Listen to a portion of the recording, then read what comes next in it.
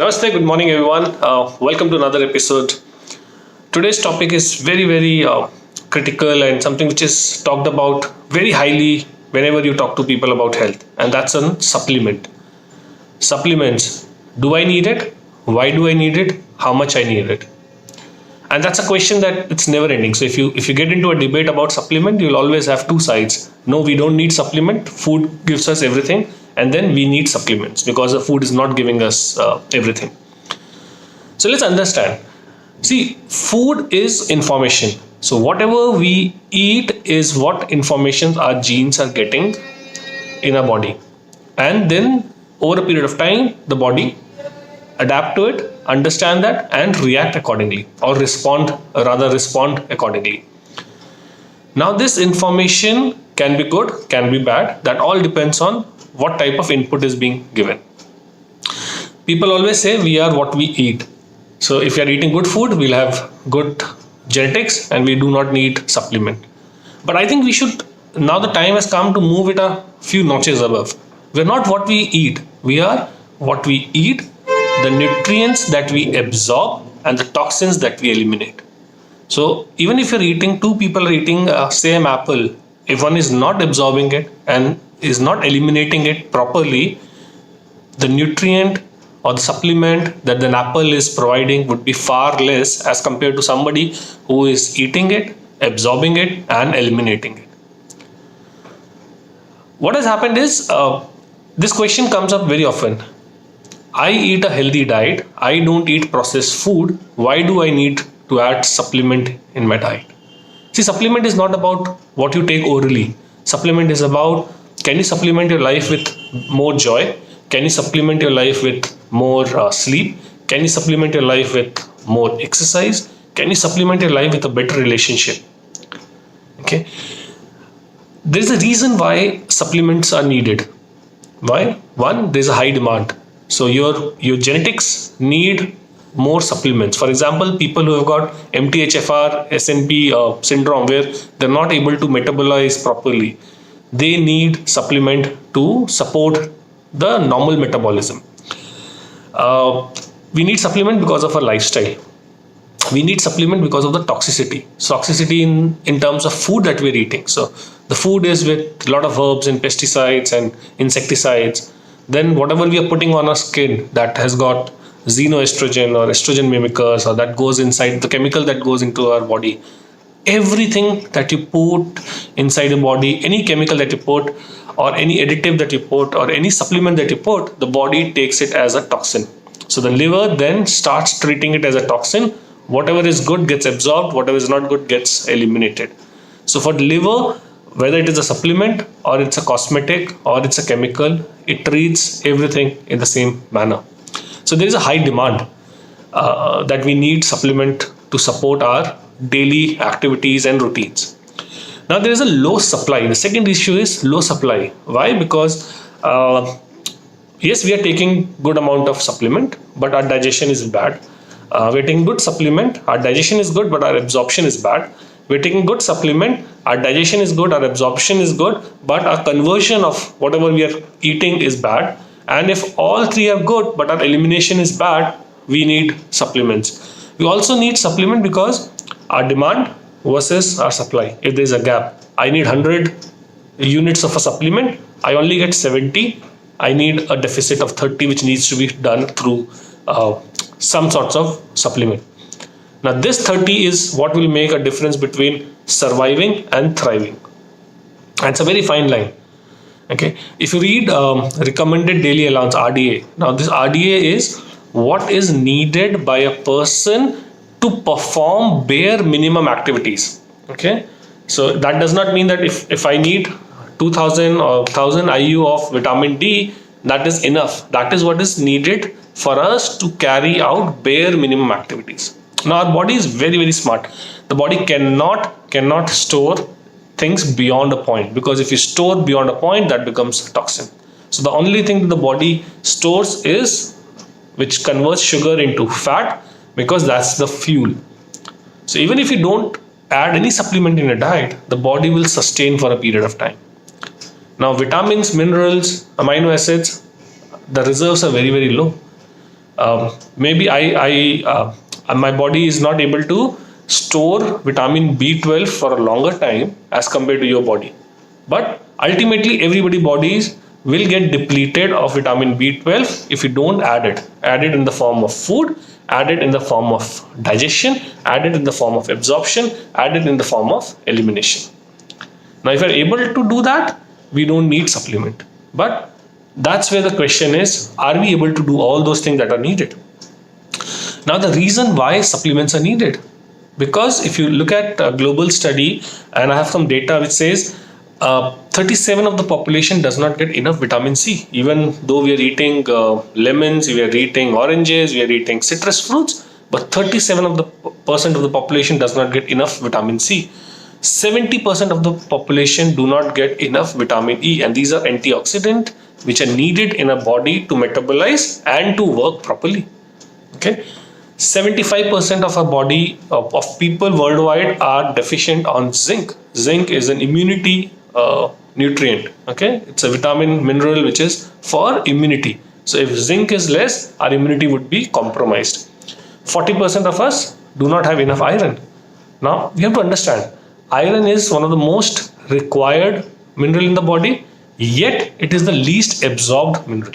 So even if you take whatever is the recommended daily dose of iron through food in terms of spinach and dark leafy greens and nuts and seeds and milk and whatever the source is, you will only absorb around 15 to 20% of it.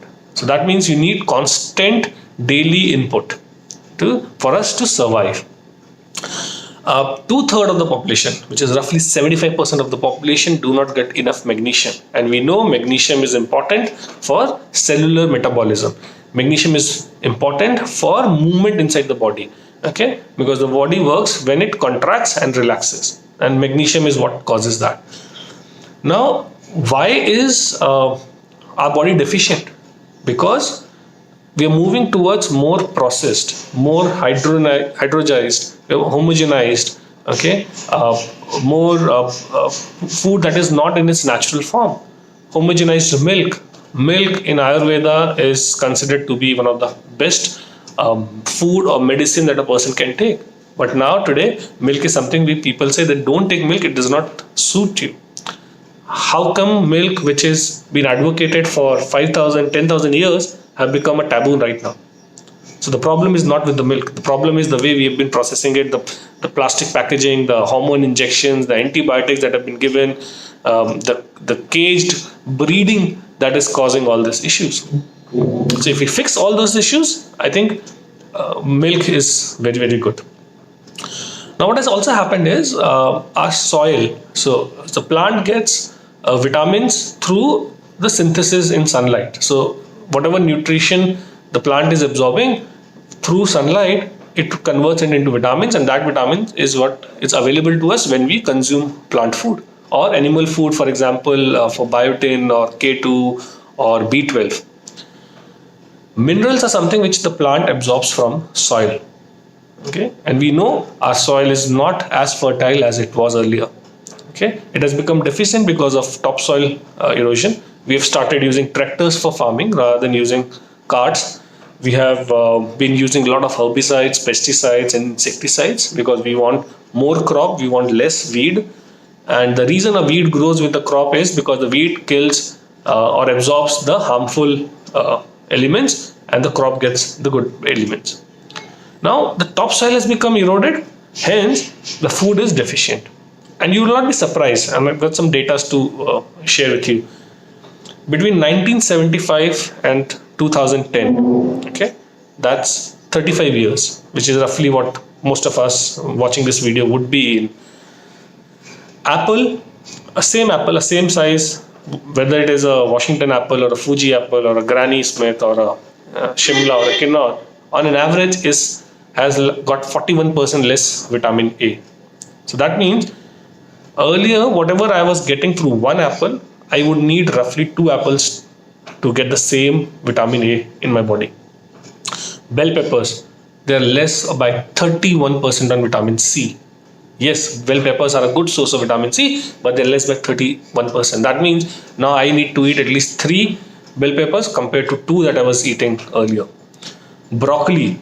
Broccoli is used to detoxify estrogen. It is used to balance your hormones. Now, broccoli is 50% less on vitamin C and 50% less on calcium. Cauliflower, which is almost 48 to 50% less on vitamin B2. So the food, the dynamics have changed. The food is no longer what it was earlier. It is not nutrient rich. It is not nutrient dense. So that means we need to adapt in a way that we are including more of whole foods, more of raw in a diet. We are able to absorb it and digest it. That means we need to reduce our stress. We do not want to be in a sympathetic mode always. We want to be in a parasympathetic mode so that we can rest, digest, absorb, and reproduce. And we need to ensure that our dosage goes up. We are eating more variety, more rainbow. Okay, we don't want to stick to the same kind of food.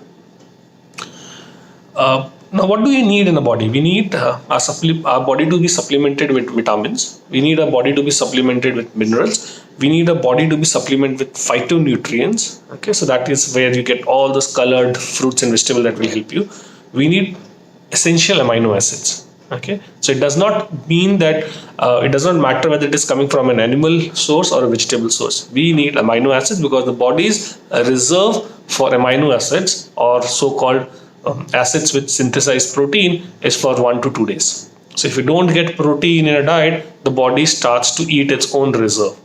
And when you go into a deep stage of body eating its own reserve, that's when you have muscle loss, and that's very, very fatal. So a diet has to be balanced with minerals, vitamins, phytonutrients, amino acids, and essential fatty acids.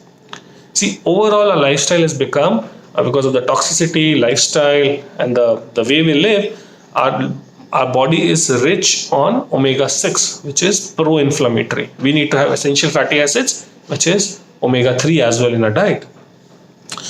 Now coming to supplements. So people say, what supplement should I take? So the best supplement that you can take is the one that you can find, the one that you can afford, the one that you can remember to take, and the one that benefits you. Little tricky, but let's understand why.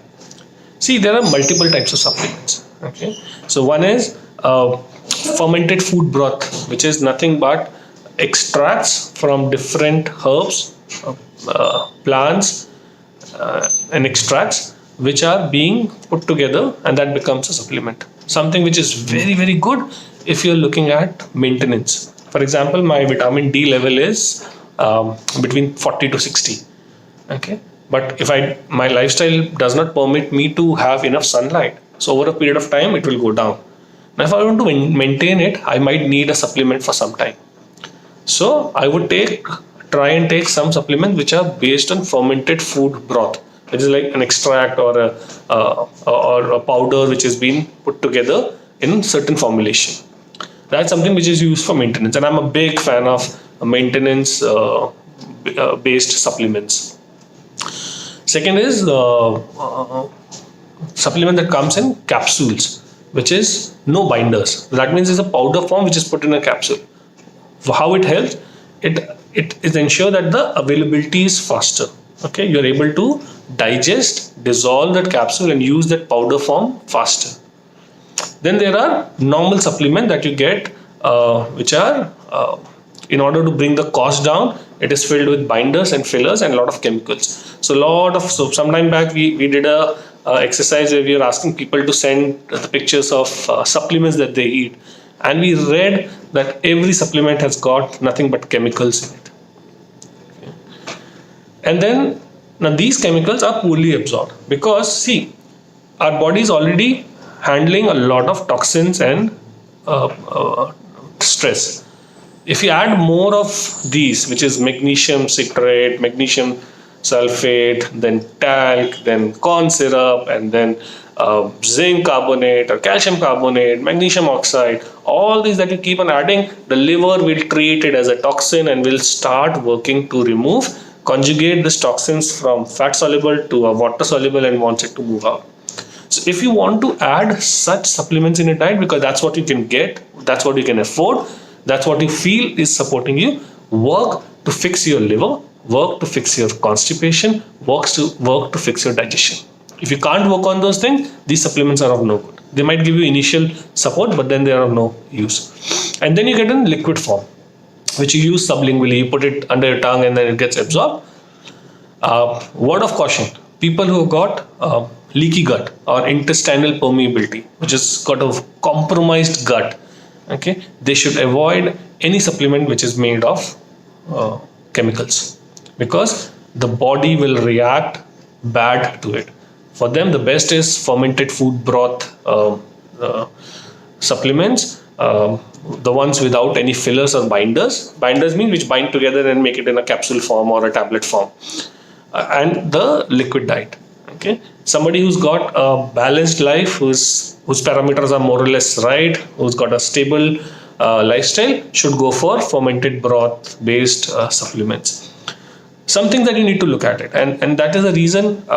What happens is a same supplement, same, let's say a D3 or a calcium or an iron, magnesium or a zinc supplement, you might find it from starting at as low as 100 rupees to as high as 3,000 rupees. So it is not that 100 rupees is bad or 3,000 rupees too good, but just look for certain signs. And these are certain tips that you can look when you're buying your supplement. One, it should be good. It should say GMP, which is good manufacturing practices. Okay. Second is non-GMO. Supplements are very potent. They are very concentrated. So you do not want the supplement to be made from a genetically modified product. Now, if it is from genetically modified product, it will impact your body in a much stronger way, and it will can have adverse effect. So look for supplement which has got, says, non-GMO, or which says GMP, good manufacturing practice. Third thing that you should look for is if you can get something which has got true ID certificate. A true ID means whatever I am writing is whatever is available in the product.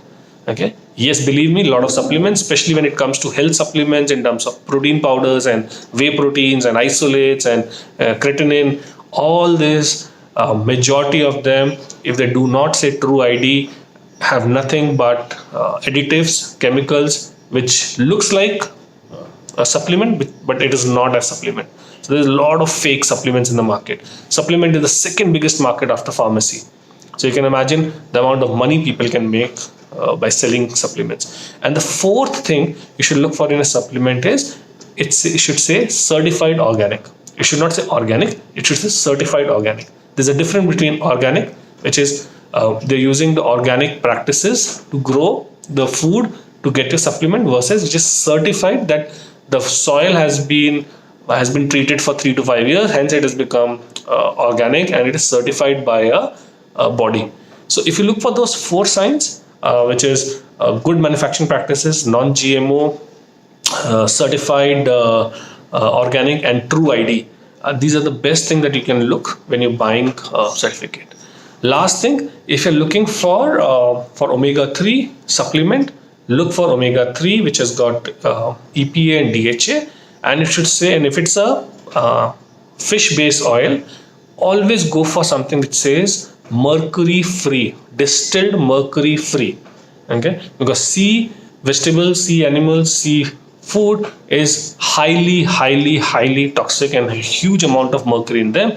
You do not want to mess your system by adding more concentrated form of supplement which has got mercury. Even if it is expensive, if you're trying supplement, go for some which says distilled mercury free. Okay, don't mess with your life, because supplements can support, but they can harm you in a big and bigger way if it is not done the right manner. Supplement is a big topic we can't complete in a small video, but we'll try to do some more things about what can go wrong, what are the things that we can do, and what are the things you should look for in certain supplements in upcoming videos. Hope you like it. Have a wonderful day, and ensure that before adding a supplement, look at your digestion, look at your absorption, and look at your elimination. If you can fix these 3 things with a proper diet, you do not need supplement. Have a wonderful day, and we'll catch up soon. Namaste.